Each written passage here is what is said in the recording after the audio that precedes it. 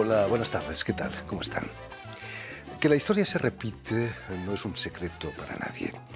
Pero cuando las guerras estallan, no podemos evitar un sentimiento de sorpresa, de indignación. Ese sentimiento de rabia lo refleja nuestra invitada de hoy, la escritora argentina Ana Arthumanian, en su libro Milena o las cartas sin domicilio, del que Milena Jesenska, la traductora de Kafka al checo, es la protagonista.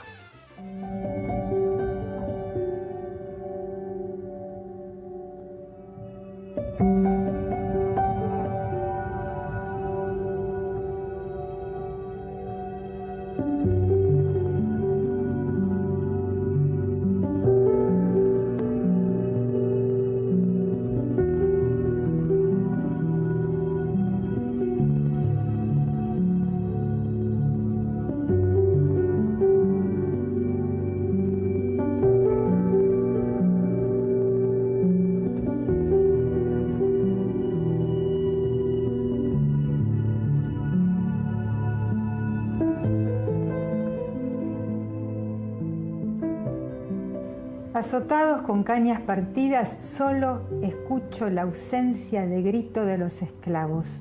Fouettés, avec des roseaux cassés, je n'entends que l'absence des cris des esclaves.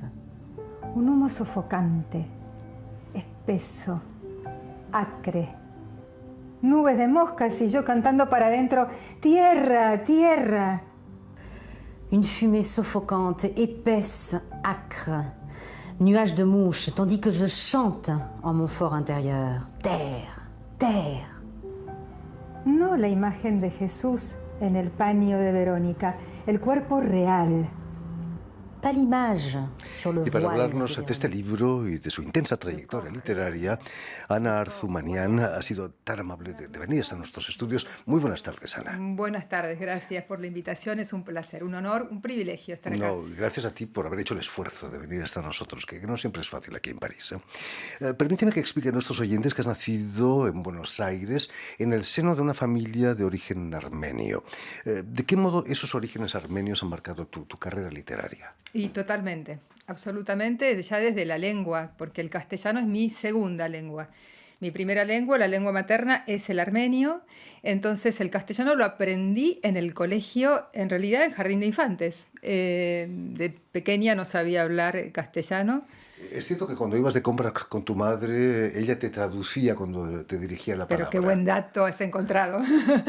Sí, yo decía que no entendía porque, claro, en la calle la gente, los vendedores y la gente decía cosas a la niña y la niña le preguntaba a la madre, ¿pero qué dice? ¿Qué está diciendo? ¿Qué quiere decir? Decían, ¿qué ojos que tenés? Y yo decía, ¿qué ojos tenés? ¿Qué quiere decir? Poco a poco fuiste comprendiendo, ¿no? Y poco a poco fui comprendiendo. Lo que no comprendí, y eso fue un trabajo, y casi es un trabajo, es la identidad, ¿no? La pertenencia. ¿A dónde pertenezco? ¿Cómo corresponde la identidad a una tierra o no es correspondida? La correspondencia y lo que no corresponde, que tiene que ver también con las cartas, ¿no? Que es una correspondencia, es decir, ¿dónde está el destino de esta carta en estos mapas? Cada vez menos, hay Sí. menos destinos. Sí. La primera palabra de tu libro es una palabra checa, nechapu, no entiendo, significa, pero tú acabaste entendiendo, ¿no? Uno acaba entendiéndolo todo. Sí, yo creo que el entender pasó primero por el cuerpo o pasa por el cuerpo antes que la racionalidad y la codificación de un lenguaje.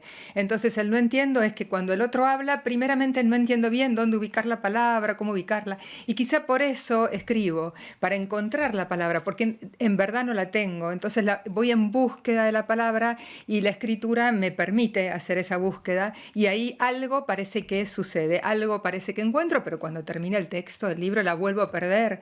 Por eso es que otra vez comienza otro texto, otro libro y así. Hace poco más de 10 años venías aquí a Francia para participar en un encuentro Armenia, celebrando los 20 años de la independencia de Armenia. Es cierto que junto a otros escritores os fuisteis con el Oriente Express a dar una vuelta por Francia. Sí, fue maravilloso. Fue una experiencia maravillosa en todo sentido, porque nos encontramos por primera vez escritores de la diáspora armenia con escritores de Armenia como República del Estado armenio. Y entonces fue muy enriquecedor encontrarnos, porque claro, antes en el bloque soviético no había contactos, no había correspondencia. Entonces Francia nos alojó. Agradezco tanto ese momento, esta forma que tiene Francia de alojar y hacer vivir esas diferencias. Y después la experiencia de pasar a hacer toda la ruta desde Marsella y Lyon y Avignon, todo en el tren, y pernoctar en distintos hoteles y pasar por las ciudades, fue mágico, fue en verdad mágico. Podríais haber ido en Orient Express hasta Estambul, ¿no? Sí, claro. Quizás sí. no hubiera sido muy adecuado. Ahí hubiéramos tenido un poquito de dificultad. Cuando la Asamblea Nacional Francesa reconoció el genocidio armenio, tuvo problemas diplomáticos serios con Turquía. Sí, es complejo, por las políticas de Estado, es complejo por las políticas de los gobiernos, y entonces hay que hacer una negociación constante. Después de eso yo estuve en Estambul paseando, bueno, y cuando escuchaban armenio había una cierta zozobra, ¿no? Había algo en el aire que se sentía todavía. Allí en Buenos Aires vas a estudiar Derecho, eres abogada, pero te interesas también por el psicoanálisis, vas a incluso a cursar un posgrado en la Escuela de Orientación Lacaniana. ¿Es una manera de comprender mejor el alma argentina, hacer algo de psicoanálisis? Sí, bueno, en Buenos Aires. Nacional, ¿no? Casi. Buenos Aires es que es parte de la cultura. El psicoanálisis es parte de la cultura. Lo que sucede es que tenía una novela, una de mis primeras novelas, cuyo personaje termina en un crimen o en una situación onírica entre crimen y sueño. Entonces yo no comprendía bien por qué el personaje había terminado así. Porque bueno, cuando uno escribe, no es uno, ese yo el que escribe, sino esas voces que aparecen. Y entonces pensé que una manera de comprender esa cuestión casi traumática que sucedía ahí era atravesar esa línea del psicoanálisis y psicoanalítica. Después me ayudó también para el libro Juana la Loca, ¿no?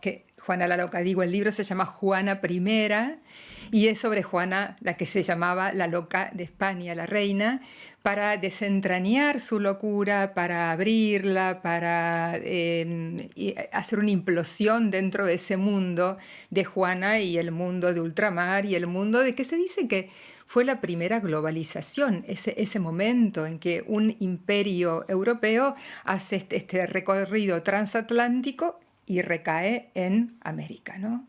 El hecho de ser mujer también quizás... El hecho de ser mujer, el estar encerrada durante 47 años, el que no la dejaban gobernar, que era la reina pero no gobernaba, además que no entendía la lengua de su hijo, porque su hijo hablaba alemán y también flamenco y ella hablaba español. Entonces esta cosa de no entender... La traducción, es decir, hay puntos que son reiterativos, ¿no? en mis textos, que es la traducción, el no entender, la lengua, el trauma y también las guerras, ¿no? Carlos V, su hijo, decía que un hombre es tantas veces hombre como lenguas hablas. Sí. ¿Cuántas veces eres mujer? Bueno, hablo francés, inglés, castellano, alguito de alemán, armenio, alguito de turco. Muchas mujeres, una sola persona. Hablando de ese posgrado lacaniano, vas a asistir a una presentación de enfermos en un hospital neuropsiquiátrico de Buenos Aires. Imagino que fue una experiencia impactante, ¿no? Sí. Fue muy, muy vertiginoso llegar ahí y muy inquietante también. Pero claro, ahí me di cuenta que mi interés en esa zona era un interés estético. Es decir, yo escuchaba a esta gente que venía a relatar su malestar y mientras el resto trataba de diagnosticar o buscar un diagnóstico a esa situación, yo veía a la persona cómo respiraba, cómo se sentaba, qué pasaba con sus pies, dónde ponía sus manos, dónde hacía la pausa cuando hablaba. Entonces ahí me di cuenta que mi interés era otro, era un interés estético. Además aparecían textualidades, frases, ideas que después también desembocaron en el libro de Juana. La salud mental es algo muy, muy frágil, ¿no? No somos conscientes de eso. Sí, sí, totalmente, totalmente. Esa línea delgada, pero que también ahí, bueno, ese es mi trabajo, ¿no? Se puede encontrar una belleza, ¿no? Ahí también, en esa vulnerabilidad. Por supuesto que, claro, alguien tiene que estar para alojar ese dolor y ese sufrimiento enorme que significa esa situación. Por supuesto. En el terreno del derecho fuiste durante años profesora de filosofía del derecho. Es quizás la materia más humanista de una carrera de derecho. Sí, claro, sí. Yo me alejaba de todas las codificatorias, porque en verdad lo que yo quería era hacer la carrera diplomática. Como tenía este linaje armenio y esta idea de justicia y de recuperar la justicia y territorios y demás, pensaba que la carrera diplomática iba a ser mi destino. Por eso que también estudié muchas lenguas, porque creía que iba a ir por ahí. Pero después la carrera diplomática también para una mujer implica dejar familia, armar familia afuera, cómo se conjugaba una familia con los viajes. Entonces eso quedó a un lado, pero seguí por el lado pedagógico de la filosofía. Y ahí estuve durante bastante tiempo porque entendía el derecho desde otro lugar, no el derecho como ley, no el derecho como codificación, sino el derecho como la cosa justa, y ahí me parecía que era un campo para investigar. Seguro que muchos abogados recuerdan tus cursos de No filosofía del derecho, sé, ¿no? espero. Seguro que sí. Tu ensayo El depósito humano, una geografía de la desaparición, fue premiado en el 2009 por la Fundación Proyecto Sur. Un tema todavía sensible, ¿no?, en Argentina, tanto en Argentina como en España y en tantos otros países también. Sí. Se trata sobre la diáspora y el cuerpo desaparecido, los cuerpos de los desaparecidos armenios, pero que también tienen que ver con las desapariciones en Argentina, porque esa comunidad diaspórica armenia que vive en Argentina, que tenía esos cuerpos desaparecidos de su familia, a esa comunidad se le suma el silencio que se impuso en la dictadura militar argentina. Entonces era una desaparición sobre otra desaparición, un silencio sobre otro silencio, y bueno, ahí hay que trabajar todavía sobre las emociones, sobre la posibilidad de abrir ese lugar tan enquistado, tan calcificado, ¿no?, que tiene la comunidad. Curiosamente, Milena Jesenska murió en un campo de concentración nazi. Su padre, odontólogo, fue a recuperar su cuerpo y solo encontró un diente. Sí. Eso es una desaparición terrible, ¿no? Sí. Esa escena, cuando la cuenta su hija en el libro que escribe su hija, me conmovió muchísimo y me resultó como casi el disparador de comenzar a indagar por ese personaje. Bueno, Milena tiene en sí, quizá por eso el libro se llama, también tiene como subtítulo esbozo operístico, tiene en sí muchas aristas, porque es la Europa que va desmembrándose, ella que está frente a ese territorio que se va desmembrando, entre lenguas también que se van astillando, ella que porta la estrella sin ser judía, sin ser judía se pone la estrella David y la estrella amarilla y camina y tiene contactos con el mundo comunista, con los rojos, y entonces ahí la persiguen y finalmente la ponen en un campo de trabajo y en el campo de trabajo finalmente muere. Pero una mente tan lúcida, podía escribir cosas de política, pero con una agudeza muy singular. Ahí entendí cómo, claro, Kafka tenía correspondencia con esta mujer, porque lo que Kafka decía de manera metafórica, ella lo dice abiertamente en sus textos periodísticos. Y una feminista también, colocando a la mujer en una situación de mucha libertad, sus vínculos eran muy libres, tenía una relación con el cuerpo también muy libre. Entonces, fue una mujer muy adelantada a su tiempo. Fueron testigos de la debacle de Europa. Sí. Hay una de las frases en tu libro que recuerda una frase de la película Casablanca, cuando están esperando el tren y ella le dice, mientras el mundo se hunde, nosotros nos amamos, ¿no? Quizás se puede hacer un paralelismo de nuestra Europa de hoy, que ha entrado en guerra con Rusia. Sí, este libro de Milena es el tercero de una trilogía que vendría a ser primero uno que trabajé la caída del Imperio Soviético, que se llama Del vodka hecho con moras, después el siguiente que se llama Infieles, que es la caída del Imperio Otomano, y este que es el de Milena, que en realidad es la caída del Imperio Austrohúngaro. Entonces yo creo que en verdad lo que tengo una sensibilidad a la caída de un imperio, que no sabemos cuál, quizás sea el Imperio Occidental, que siento que está cayendo. Lo que pasa que, bueno, cuando cae todo se mueve, sísmica la caída, ¿no? No solo los territorios se mueven de lugar, sino los afectos, las personas, la relación entre las personas, la relación entre las personas y las cosas. Por eso que es lo mismo que pasa en el campo de los mapas internacionales o nacionales con el campo del cuerpo y los cuerpos entre sí, ¿no es cierto? Ese es lo que me gusta trabajar. Como lo que pasa en el mundo, lo que pasa en el terreno político, pasa también en la política del cuerpo y de los afectos. Por supuesto. Estábamos hablando de la polarización de la política en Europa. En aquella época los hijos denunciaban a sus padres. ¿Puede volver a ocurrir eso? No aprenderemos nunca. Hace poquito se presentó en Argentina el libro La guerra es un verbo sobre las guerras, la guerra entre Armenia y Azerbaiyán, pero también la pandemia como guerra. Cuando sucedió la pandemia veíamos a todos los políticos del mundo decir que estábamos frente a una guerra y que entonces teníamos que vencer a un virus. En esa forma de vencer al virus hubo diferentes medidas que fueron medidas políticas, no solamente de aislamiento, sino también de denuncia. Porque, por ejemplo, esto pasaba en Buenos Aires, si, no sé, había, por ejemplo, algún médico que vivía en el edificio y la comunidad del edificio, el consorcio denunciaba que había un médico y entonces que era peligroso que estuviera allí, realmente eso fue catastrófico. A mí me resultó muy fuerte escuchar esas cosas de los vecinos, eso que uno dice que era la gente vecina que compartía cosas y de golpe, frente a una situación así de borde o de peligro o de amenaza, sacan de sí una cuestión de persecución, una cuestión fascista, de denunciar a los propios, al compañero, al vecino. Uno caminaba por la calle, yo no sé si esto pasó acá, pero uno caminaba por la calle los primeros días y cuando veía a alguien venir se cruzaban y miraban como que ahí viene el enemigo, porque uno podía portar el virus que era símbolo del enemigo. Entonces había que vencerlo a ese que portaba el enemigo. Bueno, fue atroz, ¿no?